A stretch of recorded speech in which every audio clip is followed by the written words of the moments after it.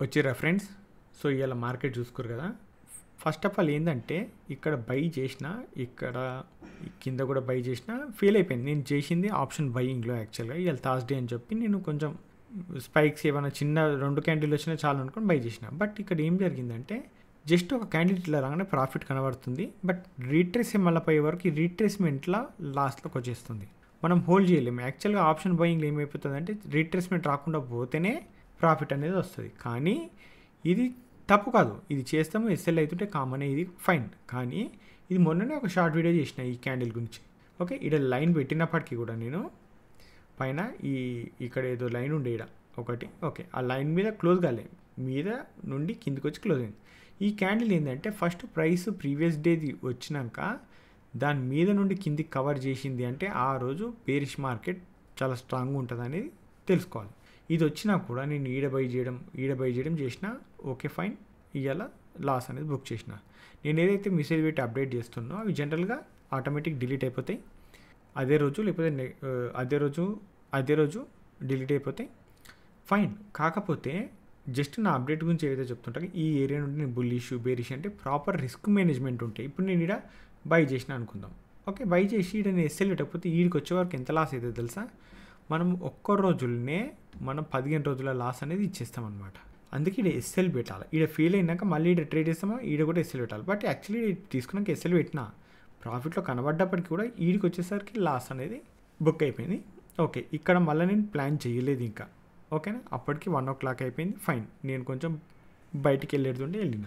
నాకు తెలిసి ఇప్పుడు ఒక రేంజ్ అయితే ఉంది 57,191, 57,294. ఎందుకు అంటే ఇదే సప్లై. ప్రైస్ ఇడికి పోయి ఇక్కడ నుండి డౌన్కి వచ్చింది, ఇది సప్లై.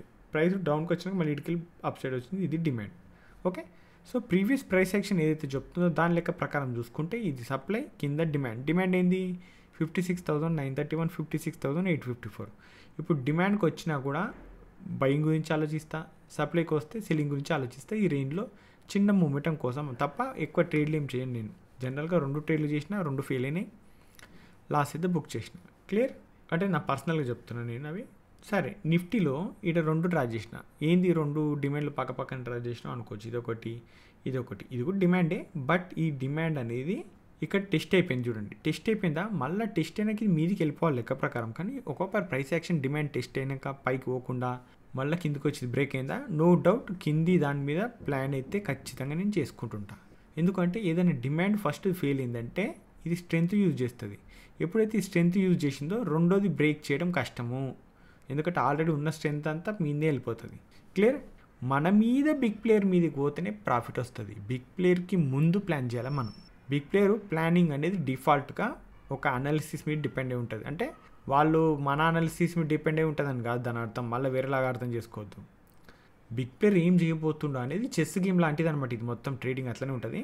అంటే ఎదుటివాడు నెక్స్ట్ ఒక 5 moves ఎలా పెట్టబోతుండో అనేది అనాలిసిస్ చేసి ఆలోచించి దాని తగ్గట్టు 6th move మనం ఏం పెట్టాలనేది ఆలోచించాలి. అంతా అడ్వాన్స్గా ఉంటుంది. బట్ అది ప్రైస్ యాక్షన్ అర్థం చేసుకోవాలి అంటే చాలా డెప్త్కి వెళ్ళొచ్చు. కానీ చాలామంది ఏం చేస్తారు, షార్ట్కట్లే వెతుకుతారు కాబట్టి వాళ్ళకి అర్థం కాదు. చెప్పినా ఇంకా మీద దాని తగ్గట్టు క్వశ్చన్స్, నీకు అది వచ్చా ఇది వచ్చా, నేను ఈ బ్రేక్అవుట్ వాడుతున్నా ఆ బ్రేక్అవుట్ వాడుతున్నా అంటారు. వాడుకోమను, ప్రాబ్లం లేదు. ఓకే, సో ఇది టెస్టెడ్ కాబట్టి ఈ టెస్ట్ వెనక ఎగిరిపోవాలి. కానీ ఇది ఎగరకుండా ఇండియనే ఉంది అంటే దీని మీద డౌటే. సో దీని మీద అసలు ఏం ప్లానింగ్స్ ఉంటాయి, జస్ట్ దీన్ని ఎక్స్ప్లెయిన్ చేయడానికి పెట్టిన. ఇది కిందికి వస్తే ఈ డిమాండ్ గురించి ఆలోచిస్తాను నేను. ఇక్కడ నుండి కొంచెం బుల్లిష్ సైడ్ పొజిషన్ ప్లానింగ్ చేసుకుంటే హెడ్జింగ్లో. క్లియర్. సో ఇది జస్ట్ చెక్ చేయడానికి పెట్టిన, దీంట్లో ఏం ప్లాన్ ఏం చేయను, జస్ట్ ఆలోచిస్తాను అంతే. సిమిలర్గా ఇది సెన్సెక్స్ ఉంది, కానీ ఇక్కడ కూడా పైన ఒక డిమాండ్ ఉంది. ఇది ట్రిగ్గర్ అయ్యి పైకి పోతుంది అంటే చూడండి, ఇప్పుడు నేను రిస్క్ చెయ్యాలా, అది వీక్ అయినా సరే చేస్తా, నాకు 2 ఇంటర్వ్యూ ప్లానింగ్స్ ఉన్నాయి కదా, ఒకరోజు 2 ట్రేడ్లు కూడా చేద్దాం అనుకుంటే ఇక్కడ రిస్క్ చేస్తా ఒక చిన్న అమౌంట్. అంటే ఒక 500 అయినా 1000 అయినా రూపాయి అయినా 2 రూపాయలైనా.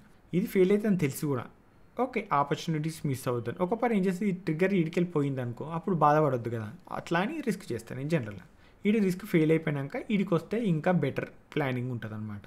ఓకే, ఇది ఎలాగో ఫెయిల్ అయింది. ఓకే, నేను 2 స్టాప్ లాస్ అని ముందే ఫిక్స్ అయిపోయినాకనే ఇక్కడ ప్లాన్ చేస్తాను. ఓకే, ఇది కూడా ఫెయిల్ అయిందా అనుకో, ఇది చేస్తా గమ్మున ప్లాన్ చేసినట్టే 2 SL అయిపోయింది.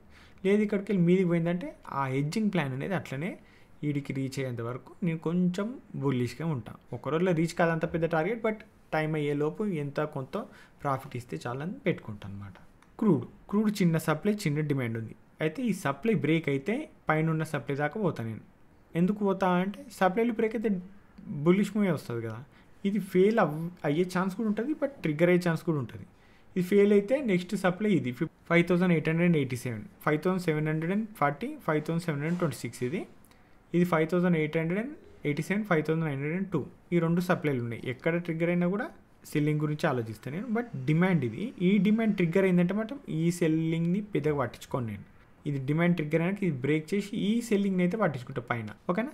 సో డిమాండ్ ఇంకా ట్రిగ్గర్ కాలే కాబట్టి ఈ సెల్లింగ్ని పట్టించుకుంటా. ఇది ట్రిగ్గర్ కిందికి వచ్చి మళ్ళీ ఇది ఇది బ్రేక్ చేసి ఇట్లా పోతుంది అని నా ప్లానింగ్, నా ఊహలు అనుకుందాం, ఓకే.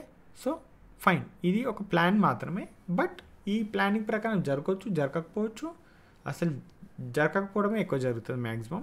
బట్ దాంట్లో రిస్క్ మేనేజ్మెంట్ ఉంటే ప్లాన్కి తగ్గట్టు జరగకపోయినా కూడా పెద్దగా నష్టం అనేది ఉండదు అనమాట. ఇది చిన్న సప్లై ఉండే బ్రేక్ అయింది, నో ప్రాబ్లం. ఈ సప్లై తీసేస్తే ఇప్పుడు నేను ఇంత ముందుకే అనాలిసిస్ చేసినప్పుడు పెట్టిన, ఇప్పుడు ఈ బ్రేక్ అయింది కానీ నో ప్రాబ్లం, కొంచెం బుల్లిష్గా ఉంటుంది కాబట్టి నేను ఏడబడతాడు బై చేయను, ఓకే ఫైన్. సప్లై కోసం వెయిటింగ్ 279 అండ్ 281 అనేది నా రేంజ్. ఈ సప్లై దగ్గర సెల్ చేస్తే కొంచెం కిందికి వచ్చేస్తాను నేను. క్లియర్, ఇంతకుమించి ప్లాన్ ఏం లేదు ఇలా.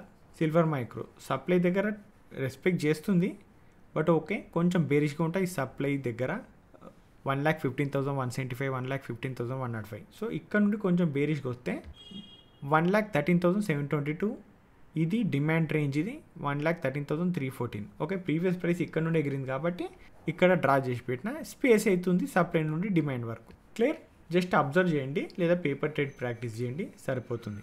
ఫైన్. సో మార్కెట్లో ప్రాఫిట్ రావడానికి సింపుల్గా ఒకటి అడిగిన, ఏం ఇంపార్టెంట్ అని. చాలామంది రిస్క్ మేనేజ్మెంట్ అని, చాలామంది నాలెడ్జ్ అని, చాలామంది రిస్క్ రివార్డ్ రేషియో అని, చాలామంది డిసిప్లిన్ అని, ఇలాంటి రకరకాలు చెప్పారు. ఇవి మార్కెట్లో చెప్పుకుంటాం. బట్ ఇవన్నీ నేర్చుకోవడానికి మార్కెట్కి వస్తాం కదా, వచ్చినప్పుడు ఒక శక్తి కావాలి మనకు. ఆ శక్తి ఏం తెలుసా? ఇంట్రెస్ట్. ఆ ఇంట్రెస్ట్ లేదనుకో మీకు డిసిప్లిన్ ఉన్నా యూజ్ లేదు, రిస్క్ మేనేజ్మెంట్ ఉన్నా యూజ్ లేదు, నాలెడ్జ్ ఉన్నా యూజ్ లేదు. ఎందుకంటే మీకు ఇంట్రెస్టే లేనప్పుడు నాలెడ్జ్ ఉండి కూడా మీరు మూల కూర్చుంటారు, ట్రేడ్ చేయరు. ట్రేడ్ చేయమన్నా కూడా ఆ నాలెడ్జ్ తోటి ఏం చేస్తారు, బద్ధకంతో ట్రేడ్ చేస్తారు. ఎందుకంటే ఇంట్రెస్ట్ లేదు. Simple thing, okay. ఇంట్రెస్ట్ అంటే ఏంది? కొందరు అడిక్ట్ అయిపోతుంటారు కొన్ని విషయాల్లో, ఎందుకంటే దాంట్లోనే ఎక్కువ ఇంట్రెస్ట్ ఉంటుంది. ఆ ఇష్టం ఏదైతే ఉంటుందో అది ఎక్కువ అయిపోయేసరికి అది అడిక్ట్ అవుతారు. అది చెడ్డ వాటి గురించి అంటలేదు, పనికొచ్చే వాటి గురించి. నేను చాట్ అడిక్ట్ అయిపోయినా, నేను చాట్లే చూస్తుంటా. చాట్ చూడకపోతే నాకు తలకాయ తిరుగుతుంది ఫస్ట్, ఓకేనా. అందుకే చాట్లు ఎక్కువ చూస్తుంటా. చూసి కూడా అలవాటు అయిపోతుంది. ఇప్పుడు జీసీలో కూడా అందరు అలానే తయారయ్యారు. మీకు తెలియదేమో, ఎవరైనా జీసీ మెంబర్స్ ఉంటారు కదా, వాళ్ళని అడగండి, వాళ్ళతో మాట్లాడండి. మీరు మాట్లాడితే వాళ్ళే చెప్తారు. ఓకే, బ్యాడ్గా చెప్పినా ప్రాబ్లం లేదు, గుడ్గా చెప్పినా ప్రాబ్లం లేదు, ఏం చెప్పినా అది వినండి, ఫైన్. ఉంటారు కదా ఎక్కడైనా, మనం కూడా నచ్చిన వాళ్ళు ఉంటారు కదా, వాళ్ళు బ్యాడ్గా చెప్పినా కూడా ప్రాబ్లం లేదు, చెప్పుకోమనండి. బట్ ఒక్క కాన్ఫిడెంట్గా నేను ఒకటి చెప్పిన, మీరు ఒకసారి జీసీలో వచ్చినాక అక్కడ నుండి బయటికి పోతే ఇంకా మళ్ళీ మీ కెరియర్ ఏదైతే ఉందో ట్రేడింగ్ కెరియర్, ఆ కెరియర్లో ఇంకో కోర్స్ జాయిన్ అవ్వాల్సిన అవసరం ఉండదు. జాయిన్ అవ్వండి బాబు ఫ్రీగా అన్నా కూడా జాయిన్ అవ్వరు. ఇది మాత్రం ఖచ్చితంగా చెప్తాను. ఎందుకు అంటే జాయిన్ అవ్వాల్సిన పరిస్థితి మీకు ఉండదు, ఓకే. ఇంక ఎలాంటి కాల్స్ వెతకరు, ఎలాంటి పేడ్ సర్వీస్లు వెతకరు, ఇంక ఎలాంటి దరిద్రం ఉండదు. ఆల్రెడీ మార్కెట్లో ఎంతో లాసులు అవుతుండే ఉంటాం కదా, రీటైలర్స్ బిగినర్స్ ఎవరైతే ఉంటారో అవుతుంటారు లాసెస్ అక్కడక్కడ. ఆ లాసెస్ కాకుండా ఈ ఎక్స్ట్రా చెత్త ఏదైతుందో ఇది కూడా ఉంటుంది అనమాట. బట్ ఈ జీసీ తర్వాత ఉండదన్నమాట. అందుకే చాలా మందికి నేను డైరెక్టే చెప్పిన, ఏమని, మీరు చూసే విధానం వేరు, చూసే వ్యూవే మారిపోతుంది కంప్లీట్గా అనేది. మీరు ఏమైతే చేస్తున్నారో నెక్స్ట్ మీరు జీసీ తర్వాత కాదు, జీసీ మధ్యలోనే మీ పాయింట్ ఆఫ్ వ్యూలో మీరు చేసేది ఒకలా ఉంటుంది. అప్పుడు రిటైలర్ ఏం చేస్తున్నారని మీరు చూసి నవ్వుకుంటారు అనమాట. అలా ఉంటుంది అనమాట కథ. ఫైన్. బట్ నేను అందరినీ వచ్చేసి జాయిన్ అయిపోండి అని రిక్వెస్ట్ చేయట్లేదు. నేను ఒక ఇంపార్టెంట్ స్కిల్ సెట్ జమ చేసుకుంటారు కదా, ఆ స్కిల్ సెట్ మీరు మాస్టర్ అవ్వచ్చు, ప్రాబ్లం లేదు, అవ్వడంలో తప్పలేదు. కానీ చాలామంది ప్యాషన్ తోటి ఉంటారు, ఎందుకంటే నేను కూడా ఉండే ఒకప్పుడు. బట్ లాసెస్ అందరికి వస్తే కామన్ అనేది, నాకు కూడా అట్లనే వస్తాయి. ఫైన్. ఆ ప్యాషన్ ఉన్నోళ్ళకి ఇక్కడ ఇంటర్నెట్లో ఏం దొరకవు మీకు, ఓకేనా. నాకు తెలుసు అది, ఓకే. ఏ సోషల్ మీడియా అయినా, ఏ వెబ్సైట్ అయినా, ఏ యూట్యూబ్ ఛానల్ అయినా, ఏ టెలిగ్రామ్ యూట్యూబ్ ఛానల్ వెబ్సైట్లో రన్ అవ్వడానికే కంటెంట్ తప్ప మీరు బాగుపడడానికి కాదు, ఓకే. మీరు జాయిన్ అయిన కంటే ముందు ఒక జీసీ మెంబర్తో మాట్లాడండి. మాట్లాడిన తర్వాత ఏం చెప్తే అది వినండి, సరిపోతుంది, ఓకేనా. వాళ్ళకి తెలుసు అది కంటెంట్ గురించి. నేను చెప్తే ఏముంది, సో నా నాలెడ్జ్ గురించి నేను డప్పు కొట్టుకున్న కామన్ థింగ్ కాబట్టి నేను చెప్తే బాగుండదు, జాయిన్ అయిన వాళ్ళు చెప్తే బాగుంటుంది. క్లియర్ కదా? ఫైన్. సరే, ఇక జీసీ గురించి రెగ్యులర్గా నేను డిస్కషన్ చేయను వీడియోలో, అలా అది మర్చిపోతా. ఫస్ట్ ఆఫ్ ఆల్ నేను చాలా రేర్గా చేస్తా అది అప్పుడప్పుడు. Fine. So and Telegram group, చాలామంది కొత్త వాళ్ళు వచ్చి లింక్ అడుగుతున్నారు, యూట్యూబ్ ఛానల్లో కామెంట్ పెడుతున్నారు. అట్లా లింకులు ఎట్లా యూట్యూబ్ ఛానల్లో ఒక్కొక్కరికి ఇస్తాం, కష్టం కదా. Telegram group link video description ఉంటుంది, అది సింగిల్ క్లిక్లో జాయిన్ అయిపోతారు డైరెక్ట్గా. ఎలాంటి పెయిడ్ కోర్సులు, పెయిడ్ సర్వీసులు ఇలాంటి దుకాణాలు ఏం లేవు. ఆ విషయంలో ఏం టెన్షన్ పడకూరి. కాకపోతే మీరు సెర్చ్ చేసి జాయిన్ అవ్వద్దు. సెర్చ్ చేస్తే మిస్టర్ ట్రేడర్ అని కొడితే 100 మంది వస్తాయి.